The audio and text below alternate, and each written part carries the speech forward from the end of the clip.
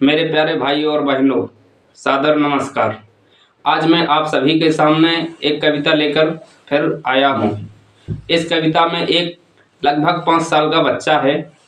वह एक पार्क में एक प्रतिमा को देखता है। उस प्रतिमा के ऊपर से खम्भ का भार रखा हुआ है। उस बच्चे ने उस प्रतिमा को जीवित समझ लिया और उस जीवित प्रतिमा को जैसे ही उसने समझ लिया तो उस खंबे का जो भार उसके सर पर रखा है ना, उसको वो हटाने का प्रयास करता है, हर संभव प्रयास करता, फिर भी वो हटा नहीं सका।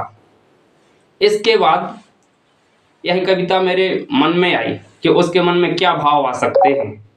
इस कविता को आप पूरा सुनिएगा, यही मेरा अनुरोध है। कविता के बोल हैं, हे मेरा मन जीवन भर मन से बच्चा बना रहे, हे ईश्वर मेरा मन जीवन भर मन से बच्चा बना रहे, ना भोलापन इससे जाए भीतर से सच्चा बना रहे।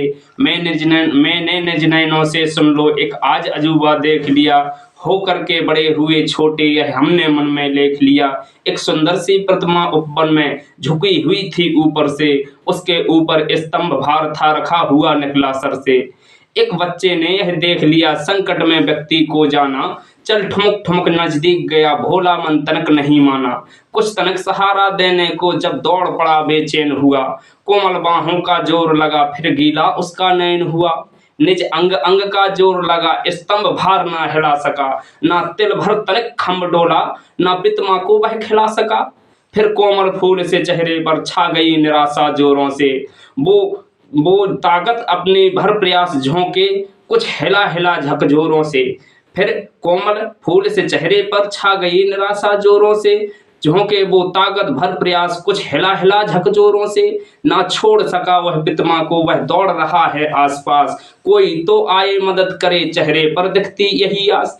तब तक उस बालक की माता जब पहुंच गई है कुछ पल में, आंखों से छलक पड़े आंसू फिर छिपा लिया है आंचल में, बोली तुतला कर बच्चे से। अब यहाँ पर बच्चा की जो माता है ना, वो बच्चे से तुतली हुई भाषा में बात कर रही है।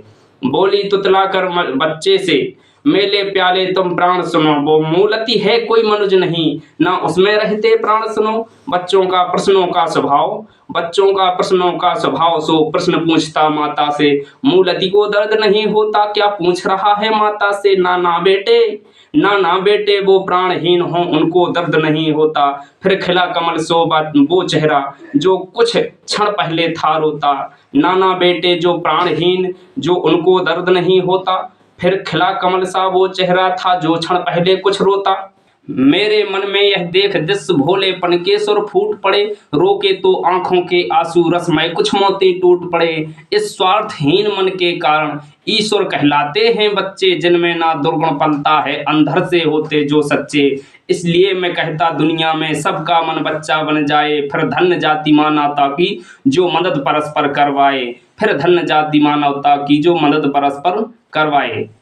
इस कविता को आपने इतने धैर्य और आनंद के साथ सुना, इसलिए आपके हृदय में विराजमान ईश्वरीय आत्मा को मेरा सादर प्रणाम स्वीकार कीजिएगा। धन्यवाद।